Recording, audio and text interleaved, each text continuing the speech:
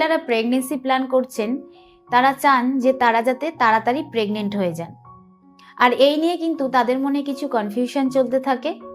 তারা মনে মনে ভাবে যে তাড়াতাড়ি কনসিভ করার জন্য সহবাসের পর কতক্ষণ শুয়ে থাকা উচিত এবং কতক্ষণ পর ওয়াশরুমে যাওয়া উচিত, আর এরকম কোনো পজিশন আছে কি না যেটা সহবাসের সময় থাকা উচিত, যাতে ছেলেদের যে স্পাম রয়েছে সেটা সহজেই ইউটেরাসে প্রবেশ করতে পারে। তো আজকের এই ভিডিওর মাধ্যমে কিন্তু আমি এই বিষয়ে আলোচনা করব। নমস্কার, আমি মাধুরী দাস, হেলথ কনসালটেন্ট।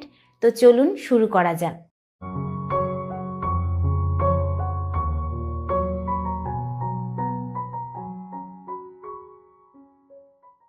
সবার প্রথমে জানবো যে সহবাসের পর কতক্ষণ শুয়ে থাকা উচিত আর তাড়াতাড়ি কনসিভ করার জন্য কোনো রকম পজিশন রয়েছে কিনা, যাতে ছেলেদের স্পাম আপনার ইউটেরাসে সহজেই পৌঁছতে পারে। তো দেখুন, সহবাসের জন্য কিন্তু সেরকম কোনো নির্দিষ্ট পজিশন নেই। আপনি যে কোনো পজিশনেই করতে পারেন। আপনার যেরকম কমফোর্টেবল ফিল হয় আপনি কিন্তু সেরকমভাবেই সহবাস করতে পারেন। কিন্তু যদি আপনার ইউটেরাসের মানে আপনার যে বাচ্চার থলি রয়েছে তার পজিশন ঠিকঠাক না থাকে, তার জন্য কিন্তু কিছু পজিশন রয়েছে। তখন কিন্তু সহবাসের সময় আপনাকে সেরকম পজিশনেই করতে হবে, যাতে ছেলেদের যে স্পাম রয়েছে সেটা ফ্যালোপিয়ান টিউব পর্যন্ত পৌঁছতে পারে। তো যদি আপনার ইউটেরাসের পজিশন নর্মাল থাকে, যেটাকে বলা হয় অ্যান্টিভার্টেড, তো এই অ্যান্টিভার্টেড পজিশন মানে হচ্ছে যে আপনার ইউটেরাসের মুখ কিন্তু ভ্যাজাইনার ওপর দিকে থাকে। এতে কিন্তু স্পাম সহজেই ইউটেরাসে পৌঁছতে পারে। কিন্তু যদি আপনার ইউটেরাসের পজিশন নর্মাল না থাকে, যেটাকে বলা হয় রেট্রোভার্টেড, তো সেটা হলে কিন্তু আপনার ইউটেরাসের যে মুখটা রয়েছে সেটা ভ্যাজাইনার নিচের দিকে থাকে। এতে আপনার ইউটেরাসের মুখ খুলতে পারে না, যার কারণে স্পাম ইউটেরাসে পৌঁছতে বাধা সৃষ্টি করে। এরকম অবস্থাতে কিন্তু ডাক্তার অনেক সময় আইইউআই করার জন্য পরামর্শ দিয়ে থাকে। তো যদি আপনার এরকম হয় তাহলে আপনি বুঝবেন কি করে? যখন আপনি আল্ট্রাসাউন্ড করবেন তখন কিন্তু আল্ট্রাসাউন্ডের রিপোর্ট দেখে আপনি এটা বুঝতে পারবেন, কারণ আল্ট্রাসাউন্ডের রিপোর্টে আপনার ইউটেরাসের পজিশন লেখা থাকে। যদি ইউটেরাসের পজিশন নর্মাল হয় তাহলে কিন্তু আপনি যে কোনোভাবেই সহবাস করতে পারবেন। কিন্তু যদি আপনার ইউটেরাসের পজিশন নর্মাল না হয় তাহলে কিন্তু সহবাস যখন আপনি করবেন তখন কিন্তু আপনাকে আপনার কোমরের তলে একটা বালিশ রেখে তারপরেই আপনাকে করতে হবে। তারপর যখন সহবাস হয়ে যাবে তখন ওই বালিশটাকে সরিয়ে ফেলতে হবে। এরপরে আপনার পা দুটোকে ওপর দিকে সোজা করে তুলে রাখতে হবে।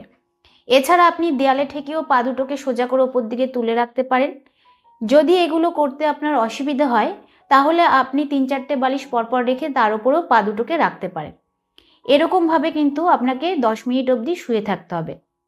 তারপর 10 মিনিট হয়ে গেলে আপনি যে কোনো দিকে ঘুরে শুতে পারেন।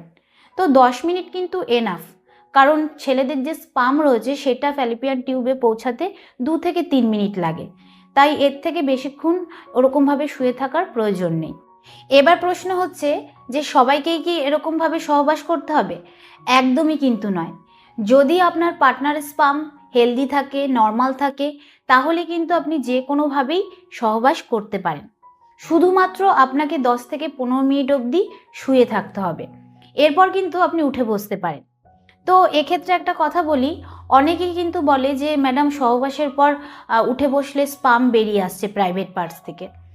তো দেখুন, ছেলেদের যে বীর্য রয়েছে সেই বীর্যর মধ্যে কিন্তু নানান ধরনের লিকুইড প্রোটিন এনজাইম থাকে। এছাড়া লক্ষ লক্ষ স্পাম থাকে। তো যখন আপনি উঠে বসছেন সহবাসের পর বা দাঁড়াচ্ছেন, তখন যে আপনার প্রাইভেট পার্ট থেকে যেটা বেরিয়ে আসছে সেটা কিন্তু স্পাম নয়, সেটা কিন্তু সেই লিকুইডটা বেরিয়ে আসছে। আর যে স্পাম রয়েছে সেটা কিন্তু আপনার প্রাইভেট পার্ট থেকে ঢুকে ওপর দিকে উঠে যাচ্ছে। এবার হচ্ছে কখন আপনি ওয়াশরুম যাবেন বা উঠে দাঁড়াবেন। আমি কিন্তু একটু আগেই বললাম যে 10 থেকে 15 মিনিট বাদে আপনি উঠে বসতে পারেন বা দাঁড়াতে পারেন। এরপরেই কিন্তু আপনি ওয়াশরুমে যেতে পারেন, আপনার নর্মাল কাজকর্ম করতে পারেন। কিন্তু এটা খেয়াল রাখতে হবে যে যখন আপনি ওয়াশরুমে যাবেন তখন কিন্তু সঙ্গে সঙ্গেই আপনার ভ্যাজাইনা জল দিয়ে ওয়াশ করবেন না বা সাবান লাগাবেন না। কম করে আধ ঘন্টা বাদে গিয়ে কিন্তু আপনি ভ্যাজাইনা ওয়াশ করতে পারেন বা সাবান লাগাতে পারেন। অনেক সময় এরকম হয় যে রিলেশনের সময় ভ্যাজাইনাতে ব্যথা করে, আবার ভ্যাজাইনা ড্রাইনেস হয়ে যায়।